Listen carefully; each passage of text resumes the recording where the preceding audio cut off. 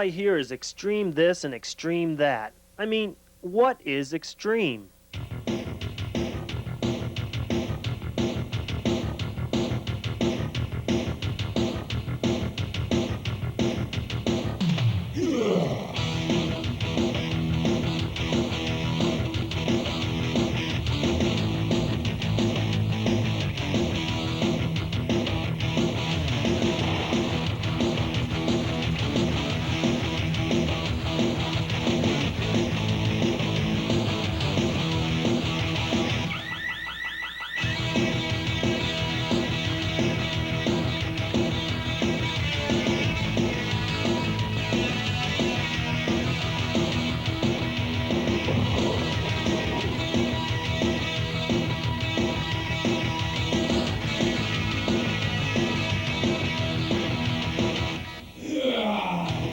Those kind of experiences where you do go to the edge and you scare yourself or you're in a life-threatening situation, it makes you think, because when things get really scary, you should probably think again, and I don't think it's worth dying for just to say you were the first one to ski something.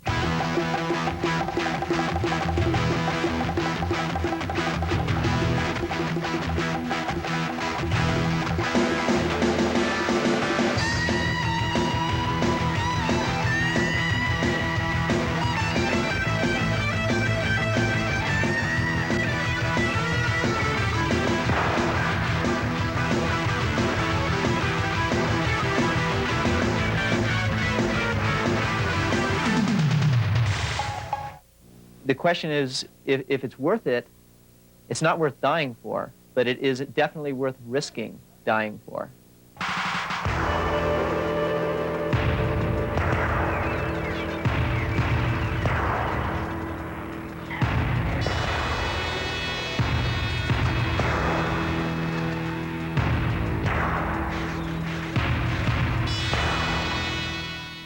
Extreme for people is to know your limits, to define what your limit is, and then to push it maybe a little further each time, a little further here, a little further there, and see just how far you can go.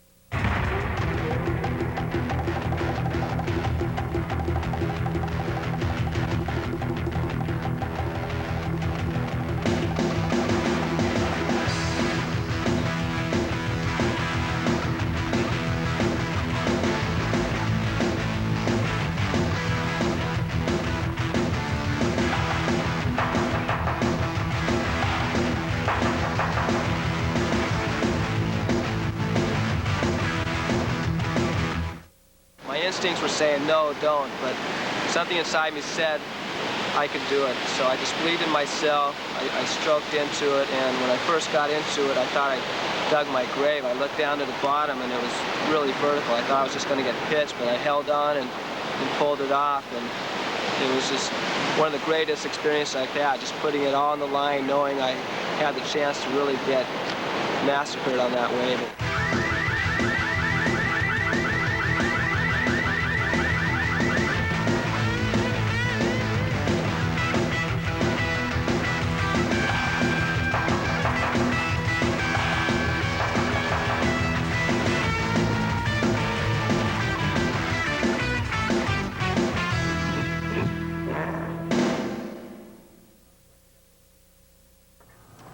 My definition of extreme is slightly on the edge, but not quite over. I like to push myself a bit, but definitely stay out of trouble.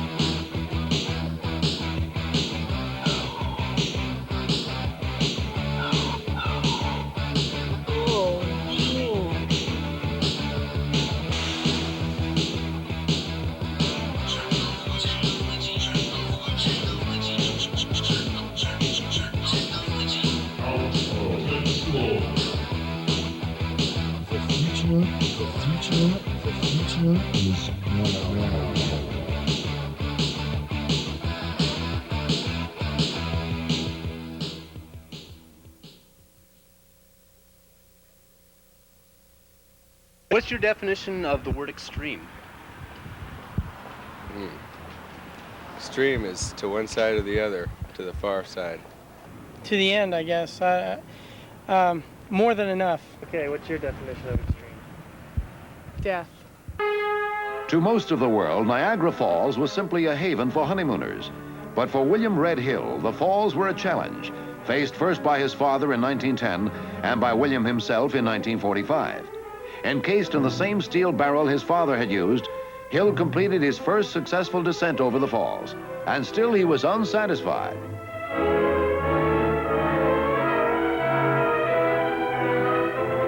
Six years later, on August 5th, 1951, having fashioned a new contraption made of inner tubes and netting, Red Hill met the raging rapids once again.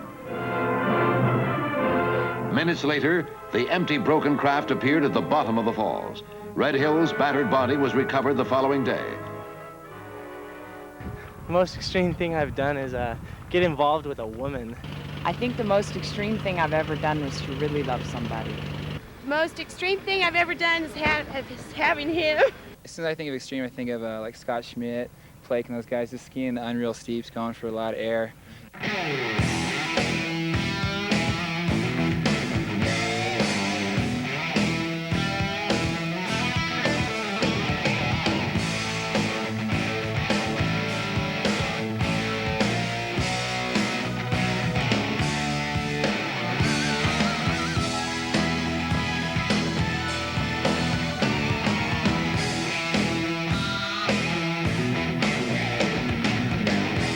I think I've gone a good 100 feet vertical. I don't know, I think extreme skiing is, the true definition is the European style, the first descent stuff, real exposed skiing, the mountaineering aspect of skiing. The type of skiing we do, I've never been really comfortable with the title extreme skier because I'm not a mountaineer. The dangers that in the real sense of extreme skiing is much greater than what we do, although I do get pretty exposed sometimes. Surely I could die with a slip, and I've been in a lot of situations like that.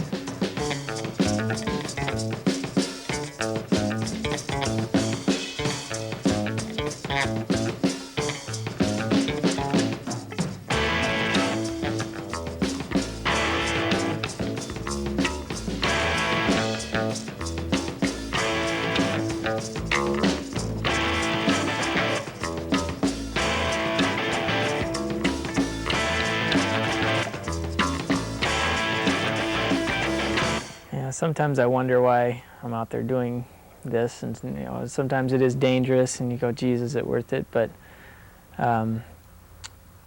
it's kind of, I hate to use the word addicted, but when I'm out there skiing, if I don't, jump and ski and climb like the way I do, then I get completely bored.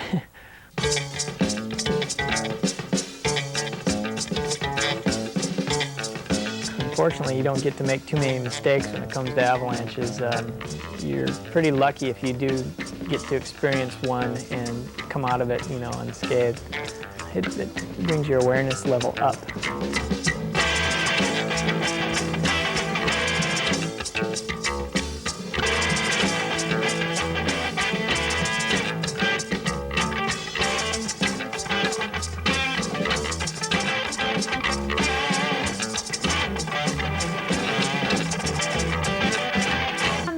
Always ask me that, how I can handle watching him jump off cliffs, but I think if Scott was more of a bonsai, personality where he would just go for it and kind of he's not real reckless. He's very meticulous and very calculated in his skiing, and I know that when he does something, he knows he can do it.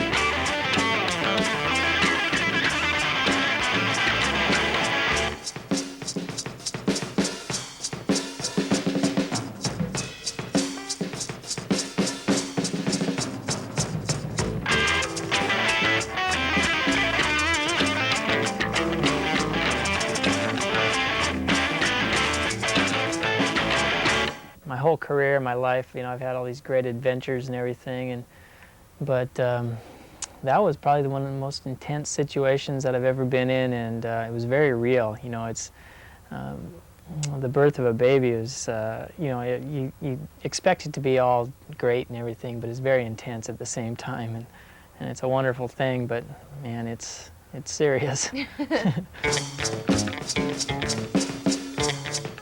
Being confident and not insecure about your abilities and knowing your limits and just knowing where to draw the line and know when you're uncomfortable, because when things get really scary, you should probably think again and say, boy, maybe I am in over my head.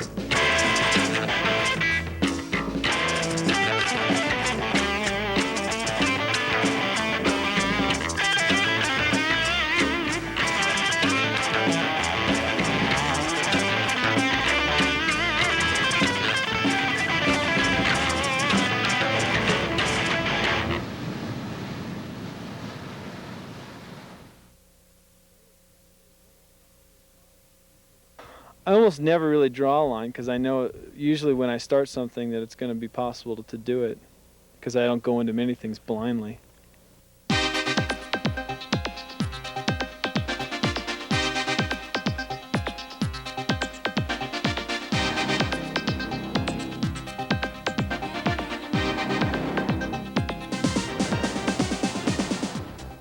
Well, the thing about Chamonix is you're kind of put into the extreme arena. I mean, a lot of extremists have come from Chamonix. Most of them are dead now, but, you know, for me, I'm at my limit a lot of the times. And it's pretty hairball. So it's extreme there because whatever you do, the next person's doing something harder.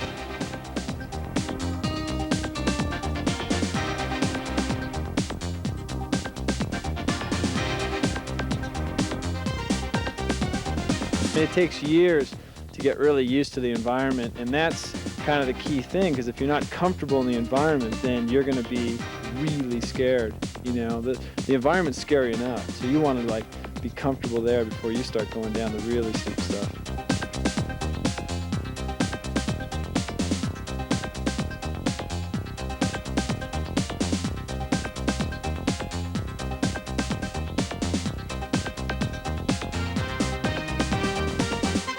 Well, hopefully my future in extreme snowboarding will be that I come out as healthy as I went in.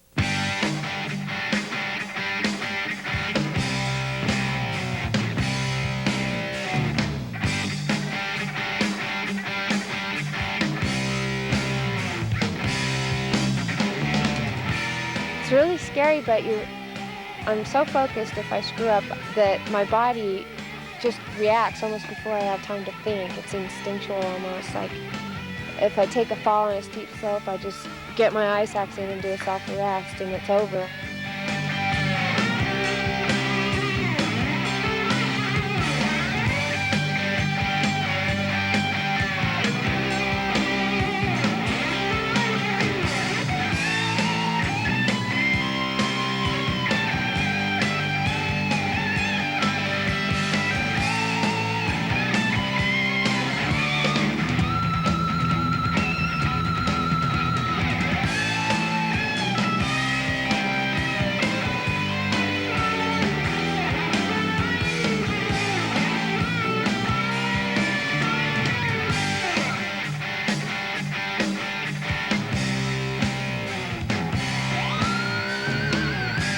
It's a lot of mental preparation to do something that you feel is extreme for yourself. I always am scared almost all the time, so I'm trying to fight this big fear monster that keeps creeping up in me and trying to keep that under control and just take it a step at a time instead of one big, overwhelming descent.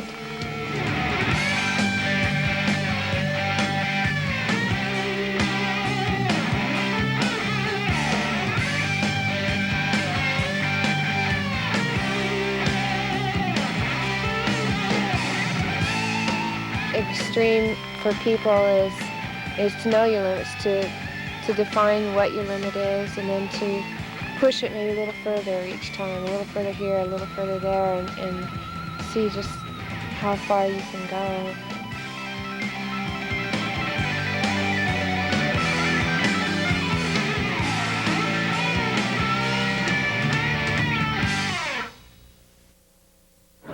What does the word extreme mean to you? Going to your limits and then past your limits to see. You take it as far as you can go and then a little extra. Always that little extra.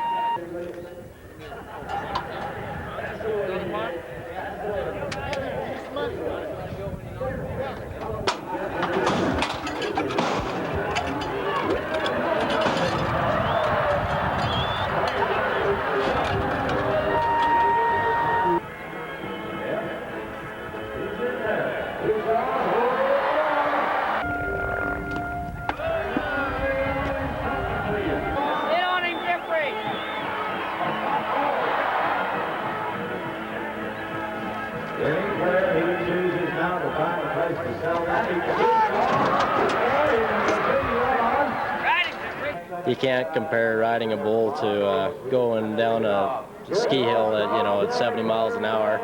I think they're both dangerous in their own perspectives, but bull riding, I think, it's all them other sports combined into one, I think.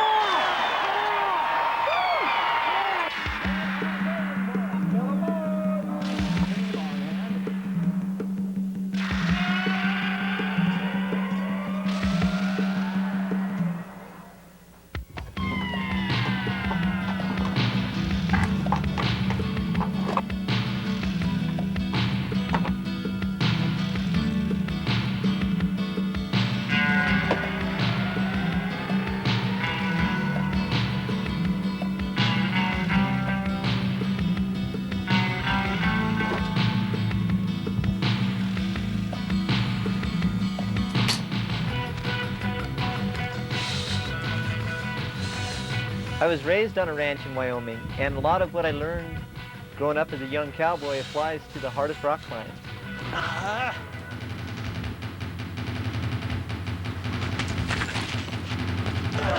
This movie is grim.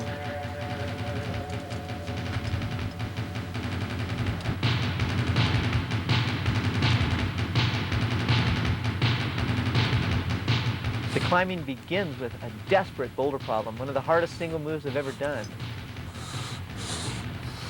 We've come to the point where we can hang by one finger and actually do a pull-up.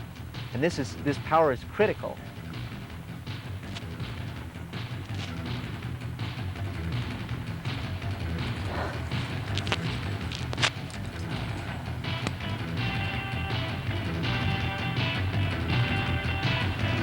It's horrible. It's going to be very hard, often. There's going to be a lot of suffering. It's not going to be easy, or as we say, if it's easy, it's not going to be worth it.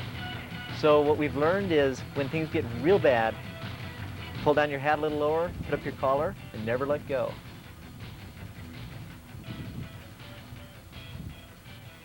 The term extreme, when it applies to rock climbing, can be used to describe something that's physically at the absolute limit of the sport.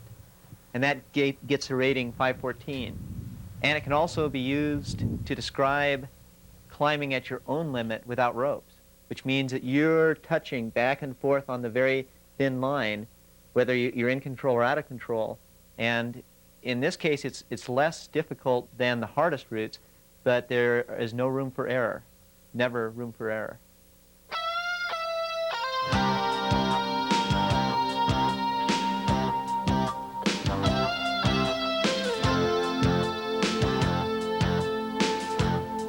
Flake roof, it looks very exciting and it looks very dangerous. And in fact, if you fell from anywhere on it, you would die. Yet, part of the safety comes in having power.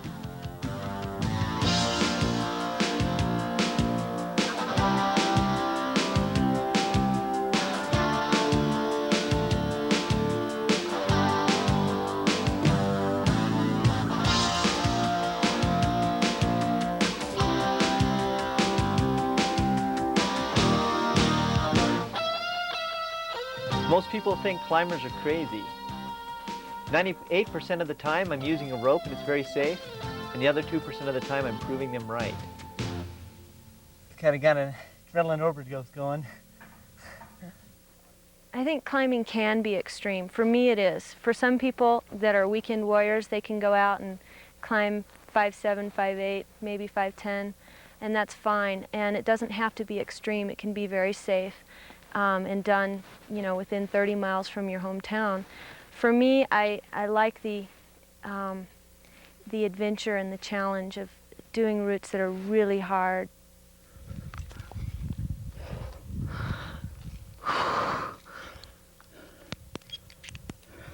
My impression of myself, or my self-image, is that I can be feminine and very much a lady, and yet also be very strong and aggressive when I'm climbing.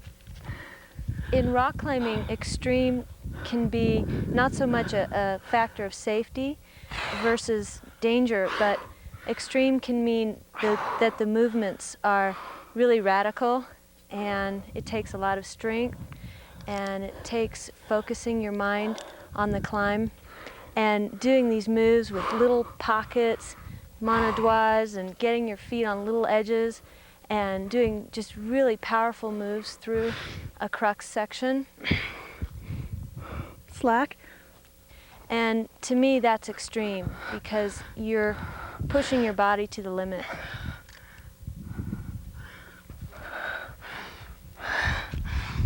Oh, shucks. Take. That was bizarre. Okay, I'm going. There it is.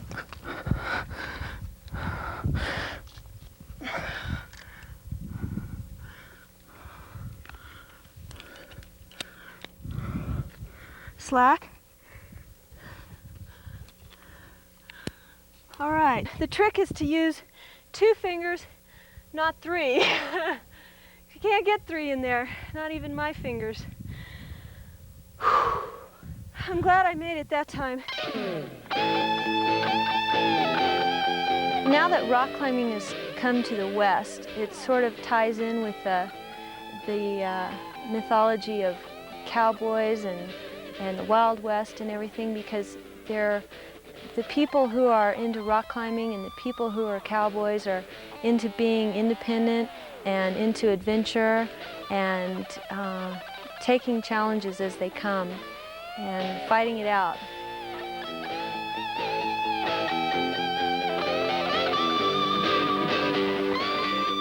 I think it's very important to gauge how a man will test himself when no one else is testing him.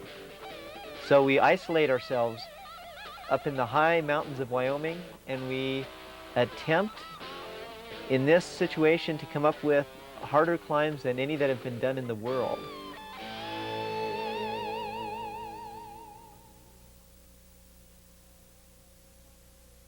For me, extreme climbing is something that climb that's really challenging, and I like climbs that involve rock, snow, and ice, and I have to think about also avalanche conditions, about weather, about logistics, about route finding, about dealing with altitude, dealing with the cold, and weigh in all those factors when I'm planning my climb and when I'm on the route.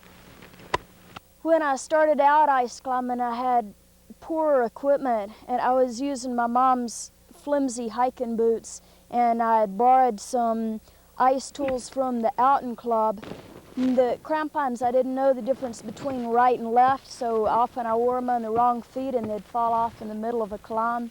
And I was using an ice axe that was too long and a little hammer that the pick wasn't the right curvature, and so it would just reflect back off the ice. And I struggled and fell on every climb I did. I don't think that mountaineering or alpine climbing is really dangerous if you use judgment and if you have the experience. That's a nice rest. I try not to let fear affect my judgment. I try to differentiate between when it's real fear, when I'm in real danger, and when it's just sort of my imagination, something that I can work through safely by using my experience.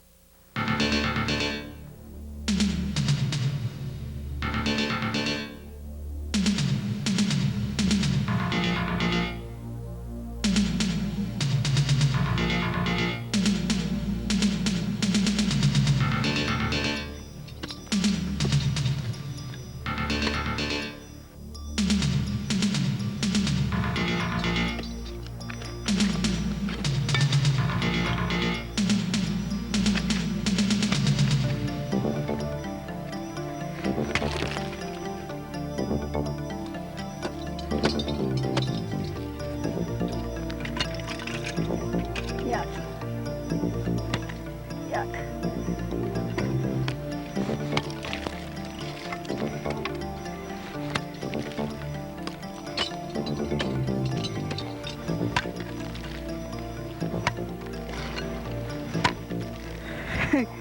Alan's in there.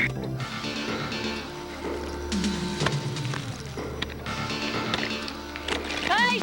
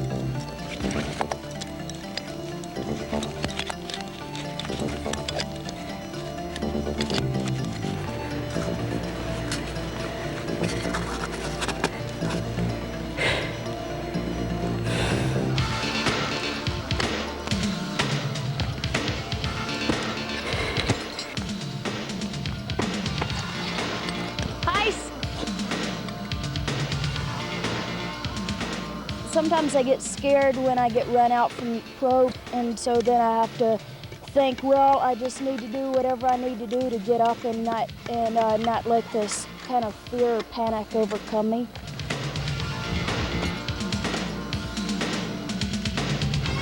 Feel good now. How y'all feeling leaning out over that pool there on that shaky platform?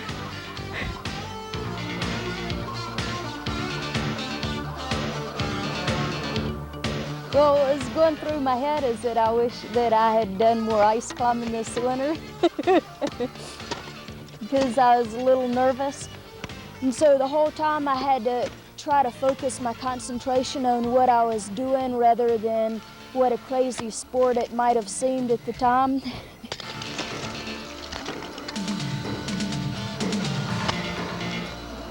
Nasty stuff.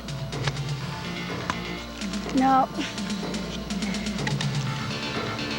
It's getting thin here. Yuck.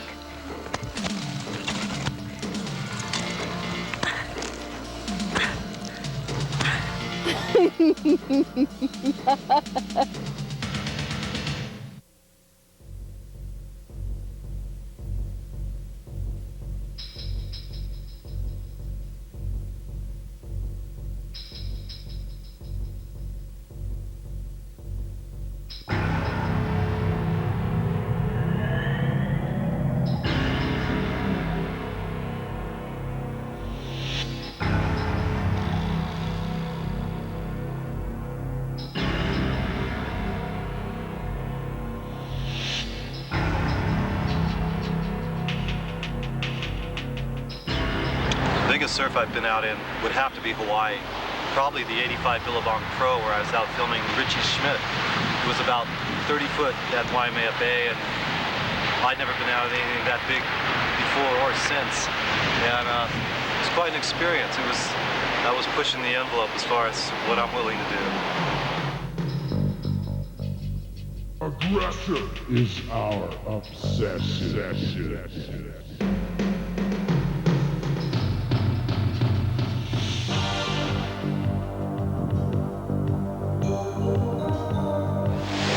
say as soon as the risk factor gets up to where you know the wave can kill you, that's what defines big wave surfing to me.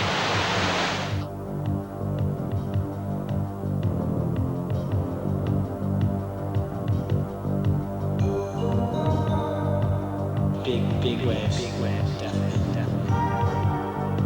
And then it's just up to you.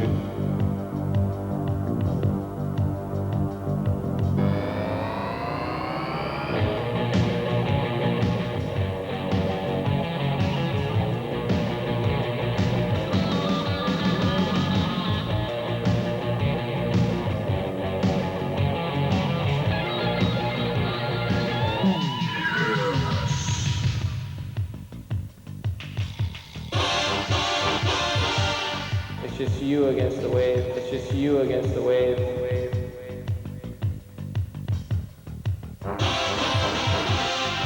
I've already been held under. Longer than I ever thought possible.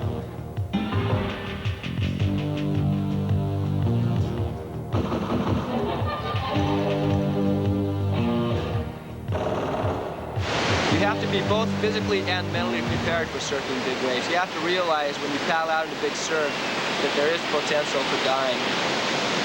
Yeah, I think the scariest conditions I've ever gone out and filmed in was the 85 Billabong Pro, and some of those shots of you typify what both of us were up against that day. 30-foot closeout sets, heart in your mouth, stomach in your throat, just mind-bending. When you're caught inside by a big wave in shallow water, you immediately dive under, and there's a pressure wave on the bottom that sweeps you out towards the wave a lot quicker. While you're in that pressure wave, you keep your eyes open, and you watch the turbulence as it comes down and strikes the bottom in front of you. You dodge the clouds of water that are coming down, you look for holes, you tuck into holes and press yourself against the sides. You do whatever you can to escape the oblivion you're faced with. Even though it looks like I'm hanging it out there, I really know the limits, and I'm not pushing it too far. I'm not sticking my neck out too deep in the wave where I know I'll get pushed over. It's a fine line, but we know how to skirt it. My worst wipeout must have been at Waimea Bay a couple years ago at the Billabong Pro. I whipped it on a really big wave and tried to drop in, but there was no way, so I just dove, landed, and tried to dive and penetrate into the water, but the water felt like cement, and it just compacted my body to where my knee slammed up into my lip and just about knocked me out. Big chunks of mountainous water. Big chunks.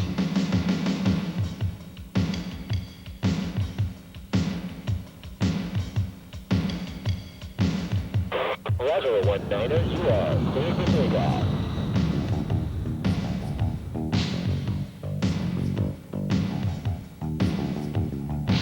The biggest sin of all is to hold back over here, because you realize that as soon as you do, you've made the biggest mistake of your life.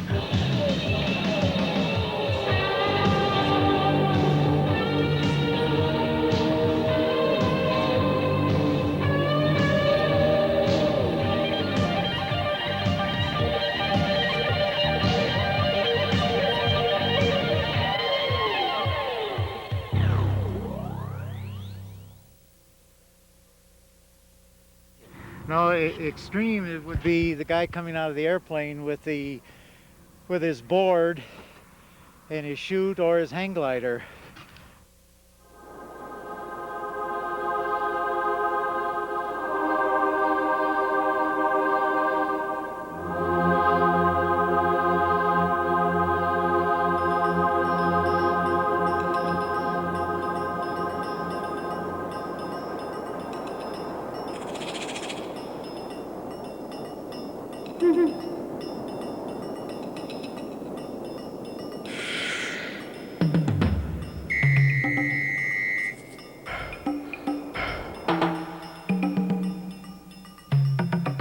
They're pretty simple to fly in the air, but it's pretty much takeoff and landings that might get someone in trouble, an inexperienced pilot, just because of the speed difference. They're so fast. What can be dangerous about hang gliding is people doing, inexperienced pilots trying to mimic pilots that have thousands of hours of air time and flown just about every kind of glider in the world. And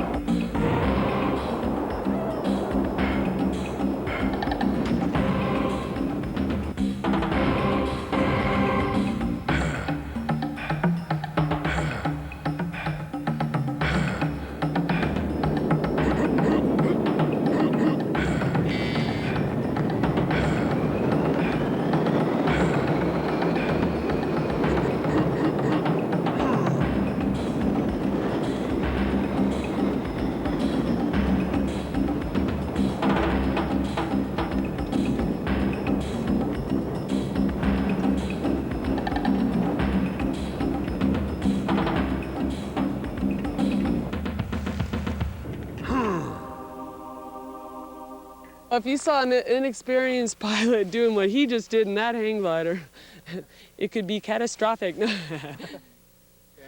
Well, one of the elements of danger in this sport is fighting Mother Nature, and sometimes Mother Nature likes to come out and just get a hold of you and grab you. And there's air out there that can toss you around like a little rag doll.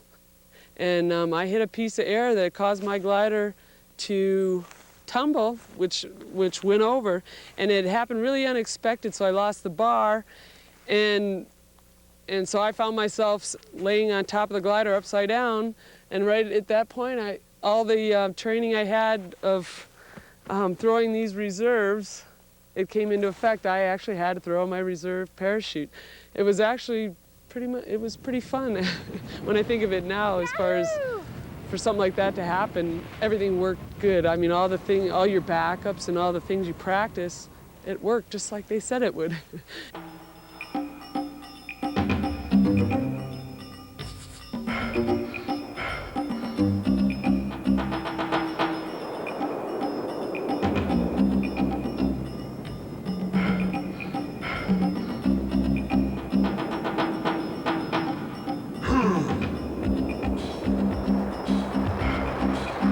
The general public's opinion is that hang gliding would be more dangerous because it looks faster. The glider, looks kind of spacey and stuff like that. But really and truthfully, paragliding is more dangerous because it's a newer sport. They're just figuring out the aircraft, making them more safe. And hang gliding's had a lot of time to evolve, and the gliders nowadays are way beyond what they were 10 or 15 years ago. And the paragliders are just starting to get really good. So it's a newer sport, and I think paragliding is a little bit more dangerous.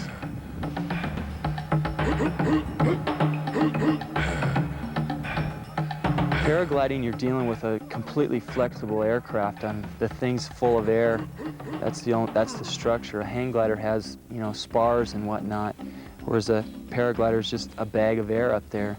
And so when you hit turbulence and whatnot, you have to know how to reinflate the thing if it deflates on you, or you have to know the right things to do, or you can be in a lot of trouble. But normally, if you just fly them in good conditions and get good instruction, you're perfectly safe on those too. Yeah, definitely don't let your backyard pilot teach you how to fly. Go out, spend the money, go to a certified school, have a certified instructor take you up for a tandem flight and teach you in his school with really nice trainer gliders and stuff. Your body cost a lot of money to repair it in the hospital, and it's better to spend it on good instruction than plaster Paris. What's the most extreme experience you've ever had? Gosh, that's a little personal.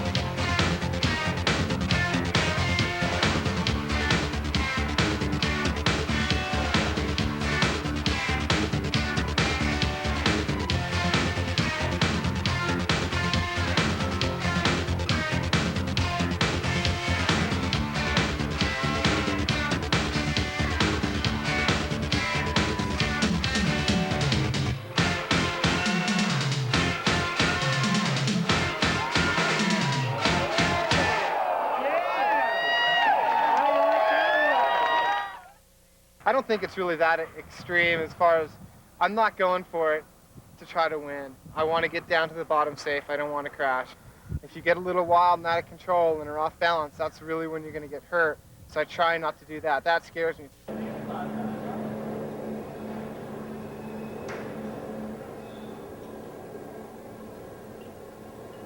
My name's John Davis from Santa Cruz, California. Been riding bicycles for about all my life, pretty much. Injured October '89, car accident, and ever since I was in the hospital, found out about the Cobra off-road wheelchair, and just took a liking to it right off the bat.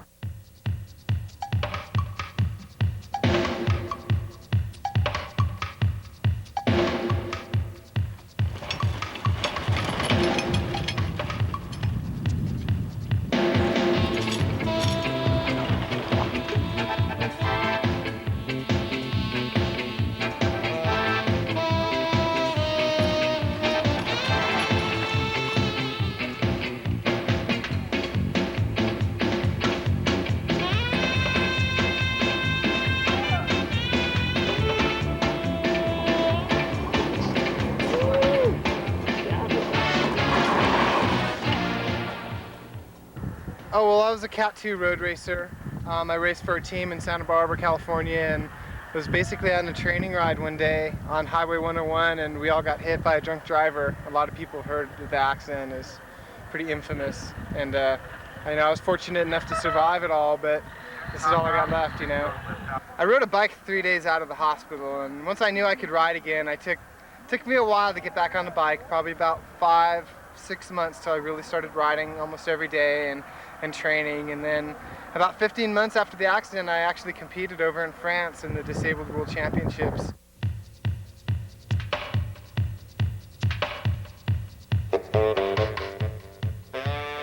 For me, I have to pick an ultra clean line, because if I don't have the clean line I can't recover as well as someone else, so I really just have to stay on top of it and straighten out all the turns.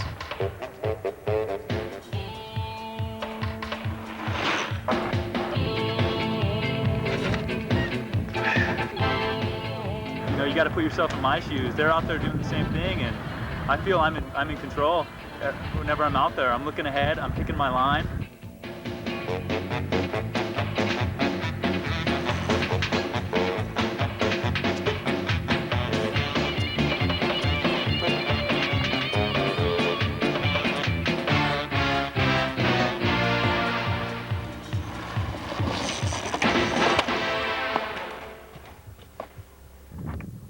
You alright? Yeah, I'm cool. Sure? Thank God for Bell. My brain would have been cracked. I did. Well, thank goodness for helmet. Yeah. God, really? Good thing that helmet was on. Cracked the helmet, but saved your life. Oh man, such a bum. It feels the same. Never let anything stop you. If you got something to do, then go do it. But always have proper training, proper equipment, proper, gloves, helmet, whatever safety equipment is needed for the activity. Most definitely, don't just go out there and go balls out, because you're going to hurt yourself. Go out there and really know what you're doing.